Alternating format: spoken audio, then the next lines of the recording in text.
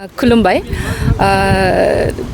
दुलाराय गुदि बाथौ खेराइ बिजिरसंसालि कारिगाव कमप्लेक्स बेयावहाय आङो दिनै गांनै बिजाब बेखेवफैदों गांसेया जाहैबाय आन्डारस्टेन्डिं बाथौ दा रिलिजियन अफ दि बड'स आरो गांसेया बर' खन्थाइ बिजाबनि मुङा नों आंनि दोंसे खन्थाइ बे गांनै बिजाबखौ आङो गोबां बाथौजों सोमोन्दो थानाय गेदेमाफोरनि आखाइजों बेखेवहोनो मोननानै जोबोरैनो गोजोननाय मोन्दों बिजाबनि थांखिया बेनो जि आन्डारस्टेन्डिं बाथौ दा रिलिजियन अफ दि बड'स बे बिजाबाव आङो बाथौनि सोमोन्दै माखासे बाथ्रा लिरदों बाथौजों सोमोन्दो थानाय रिचुवेल्स बिलिफ्स बेफोरो बे बिजाबाव बेरखांहोनो नाजानाय जादों आरो बे बिजाबखौ लिरनायनि गुबै थांखियानो जाहैबाय जेन' जोंनि फैबाय थानाय लाइमोनफोरा गोबां गावारि जेंनानि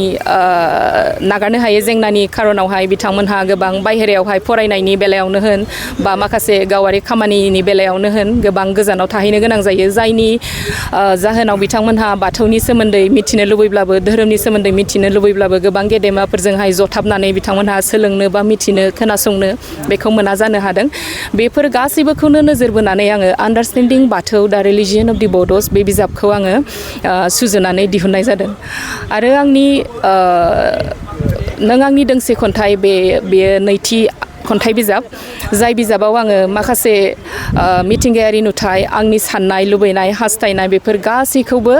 ज' लिरथुमनानै आङो बे खन्थाइ बिजाबावहाय गासै दों 92 खन्थाइजों बे बिजाबखौ दिहुननाय जादों नोंथांनि जे दिहुननाय बिजाब बे बिजाबखौ जोंनि ओनसोलनि साखाथि बारिनि औ मोननो हागोन नों आंनि दोंसे खन्थाइ बे बिजाबा एभेलेबेलानो नाथाय माखासे जाहोननि खारनाव आङो इंराजि बिजाब जायनाखि आन्डारस्टेन्डिं बाथौ दा रिलिजियन अफ दि बड'स बे बिजाबखौ आङो गोबां बिबांनि खालामथ'नो हानाय जायाखै माखासे टेकनिकेल इस्युसनि खारनाव नाथाय हप्तानैनि गेजेरावनो बे बिजाबखौ अनलाइननि जोहै एमाजन फ्लिपकार्ट आरो गोबांथार जोंनि नियारेस्ट लाइब्रेरिफोरावहाय बे बिजाबखौ एभेलेबेल खालामनानै होनाय जागोन बेसेबां मिजिंथिदों औ एसे जुदिसो साननानै नायोब्ला आङो साननैसो सिगां फेसबुकआवहाय बे मोननै बिजाबनि सावगारिखौहाय होनाय जादोंमोन बेयावहाय गोबांथार आङो बिजाब फरायगिरि माखासे बिथांमोननिफ्राय गोबांथार अनसायनाय मोन्दों आरो गोबां फन कल्स मोन्दों कि बाथौनि सोमोन्दै मिथिनो लुबैनाय ओमफ्राय बे धोरोमा मा एक्सुवेलि बेखौ इंराजि बिजोङावहाय इंराजि रावावहाय फरायनो लुबैनाय गोबां सुबुंफोरनि आङो माखासे बाथ्राफोरखौ मिथिनो मोन्दों स' बेफोरखौ नोजोर होनानै आङो आसा खालामदों कि गोबांथार बिबाङैनो बे बिजाबनि गोनांथिया जागोन होननानै जोंनि गेजेराव नोंथाङा जिहेथु मुलुगसोलोंसालिनि सासे बिबुंगिरि हाबा मावगासिनो दं माबायदि सम दिहुननानै नोंथाङा बिजाब लिरनायनि हाबाफारिखौ मावफुंबोखो जोबोद खस्थ'यैनो दहाय आङो एसे सिगांसो बिबुंथि लाखिलांदोंमोन जेन' 2019 मायथाइनिफ्रायनो आङो नाजायै बे बिजाबखौ गोबां फिल्ड सार्भे खालामबाय गोबां बिजाबबो फरायबाय बेफोरनि गेजेराव आङो दिनैहाय 2024 मायथाइयावहाय बे बिजाबखौ महर होनो हादों माने गोलावथार सम आंनोबो नांदोंमोन स' बे आरो गोबांथार खस्थ' दङ गोबांथार फिल्ड सार्भे खालामनायाव गोबांथार सम नांदों बेयाव आङो आंनि न'खरनि आंगो बिमा बिफा जायनाखि आंजोंहाय थांफानानै फिल्ड सार्भेयावहाय थांफानानै गोबांथार मदद खालामबोदों बेनि थाखाय आङो बिथांमोननो रोजा रोजा साबायखर बावहरो थेंक इउ ओनसोलनि सासे बिबुंगिरि हाबा मावबाय थानाय बारदैसिख्ला नार्जारि बिथांनि सुजुनानै दिहुननाय दिनै बाथौ धोरोमनि सोमोन्दो थानाय आन्डारस्टेन्डिं बाथौ दा रिलिजन अफ बड'स गांसे बिजाब आरो दोंसे खन्थाइ बिजाब बेयाव नोंथाङा बेखेवफैदों हाबाफारियाव बाहागो लादों बे समाव मा फोरमायगोन गिबियावनो नोंथांमोननि निउस चेनेलनि गेजेरजों आं दिनैनि नैबे बिजाब बेखेवनाय हाबाफारियाव बाहागो लानो हानाय साफ्रोमबो मावथि सांग्रां लोगोनो बिथांमोननिसिम आंनि गोसो गोरबोनि गाहाम हामलायथिनाय आरो साबायखरखौ बावग्रोबाय आं बुंगोन जे बे बिजाब बेखेवनाय हाबाफारियाव बाहागो लानो मोननानै आं खोब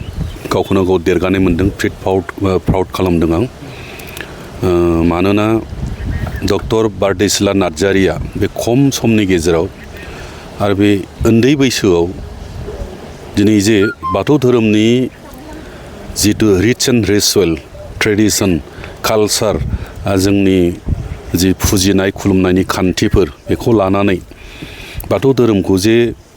फोजौनायाव फेहेरनायाव फोगोमनायाव लिटारेरि बिथिङाव थुनलाइयारि बिथिङाव जे एथ' गिदिर अबदान होनो हागोन बे समाव आं बेखौ सानाखैमोन बेखौ मिथिनानै दाखालिनिफ्रायनो जोंहा नायस्रां औवारि बिथां बुंहरनायनिफ्रायनो आंनि गोसोआव एसे रंजानाय आरो मोजां मोननाय बे मोननै जिनिसा थाबाय थादों मानोना बारदैसिख्ला नार्जारिनि आखाइनि बिलिरनायाव जोंनि बाथौ धोरोमनि मोनसे आगानसे थारमाने वान स्टेप बारायनाय बे हाबाफारिया खोब बाख्नायथाव आरो गोजोनथाव आरो बे मोनसे जोंनि दुलाराय गुदि बाथौ आफादनि साफ्रोमबो सानसुमै लिरगिरि आरो फरायगिरि आरो धोरोमनि फारसे मिथिनो संदाननो नाजाग्रा बिथांमोननि थाखाय गिदिर मोनसे धोन जाय धोननि गेजेरजों जोंनि इयुन जेनेरेसनखौ जोङो फोरोंलांनो हानायाव मिथिहोलांनो हानायाव आरो धोरोमनि आसार खान्थिफोरखौ बेनोबो दोननानै इसोरजों गावखौ बोरैहाय जों संजग खालामनो हायो फोनांजाबनो हायो बेखौ फोथायहोनो हानायाव इयुन जेनेरेसनखौ फोथायहोनो हानायाव मोनसे गिदिर अस्त्र मोनसे हाथियार जे जों मोनबाय मोनसे हाथियार जों मोनबाय बे जोंनि थाखाय खोब देरगाथाव बेखायनो आं बुंगोन दिनैनि नैबे हाबाफारियाव बाहागो लाफैनो मोननानै आरो बे बिजाबखौ बेखेवनो मोननानै आं ओरैबायदि साननानै लादों जे आं बिबानाव थानानै जि जिनिसखौ हास्थायबाय थादों बे हास्थायबाय थानाय हाबाफारिया दिनै मोनसे जाफुंबाय जे आं जेखौ लुबैदों जे जों खुगाजों बुंग्रा आखाइजों लिरनो रोङा आखाइया जोंना सौहैया बेखायनो खुगाजोंल' जों लेक्सार होयो खुगाजोंल' जों बुङो जायफ्रा आखाइजों खामानि मावनो हायो बे मावग्रा मानसिखौबो जोंनो नांगौ खुगाजोंल'खौ नङा बे आखाइजोंबो मावग्रा मानसिया जे जों मोनबाय दिनै जों ओंखारहोनो हाबाय बे ओंखारहोनो हानाया जोंनि आफादनिबो मोनसे खोब देरगाथाव आरो सासे जों आखाइजों मावनो हाग्रा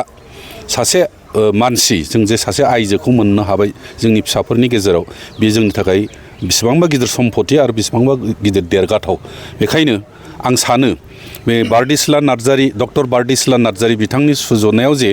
मा होनो आन्डारस्टेन्डिं बाथौ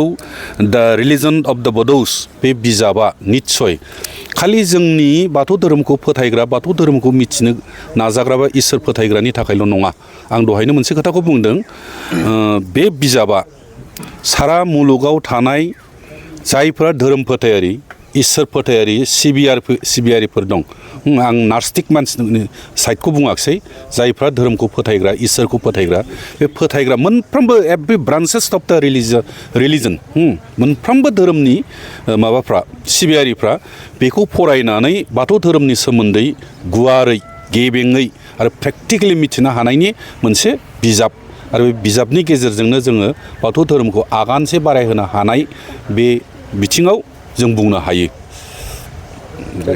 थाखो 5 आरो मेट्रिक आनजाद उथ्रिसार जागोन फरायसाफोरनि थाखाय गोजोनथाव रादाब गोनांथि आरो मोजां खाबुफोरखौ लानानै गुन गोनां सोलोंथाइ होनो नोंथांमोनखौ नेनानै दङ बड'लेण्ड स्टार एकाडेमि क'क्राझारआ 2024 इं मायथाइयाव क'क्राझार थिथागुरि समबाय मावख'नि साखाथियाव गोदानै गायसनजानाय बड'लेण्ड स्टार एकाडेमि क'क्राझाराव 2025-2026 सोलोंथाइ बोसोरनि गोदानै मुं थिसननाया सोलिगासिनो दङ बड'लेण्ड स्टार एकाडेमियाव 6 थाखोनिफ्राय 9 थाखोसिमनि फरायसाफोरा बर' बिजोङाव आरो 11 थाखोनिफ्राय 12 थाखोसिमनि फरायसाफोरा बर' बिजों आरो इंराजि बिजोङाव मुं थिसननो हागोन बेनि थाखाय आर'ज बिलाइ आरो फान्डुलिपि बिलाइगासिनो दङ 11 थाखोनिफ्राय 12 थाखोसिमनि फरायसाफोरनि थाखाय आखा-फाखा आरो रोंगौथि गोनां फोरोंगिरिफोरखौ लानानै साइन्स कमार्स एन्ड आर्टस मोनथाम स्ट्रिमनि सायाव फरायसाफोरखौ गुन गोनां सोलोंथाइ होनानै बायदि बिथिंजों सोरगिदिं जौगाखांनाय लाबोनो साखाफारा क'क्राझारनि थिथागुरियाव थानाय Bodoland star academia Bodoland star एकाडेमियाव मुं थिसननोब्ला बाङाय बेसेनाव मुं थिसननायनि गेजेरजोंनो फरायसाफोरा गाहायाव होनाय माखासे खाबुफोरखौ मोननो हागोन इंराजि सोलोंनायनि खाबु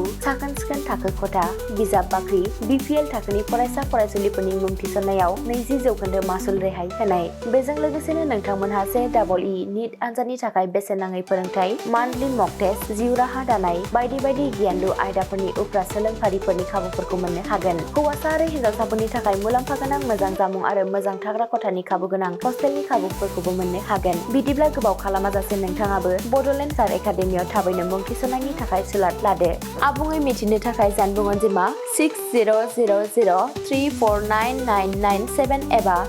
7638008149 एबा 6003494371 आव फोनांजाब खालामदो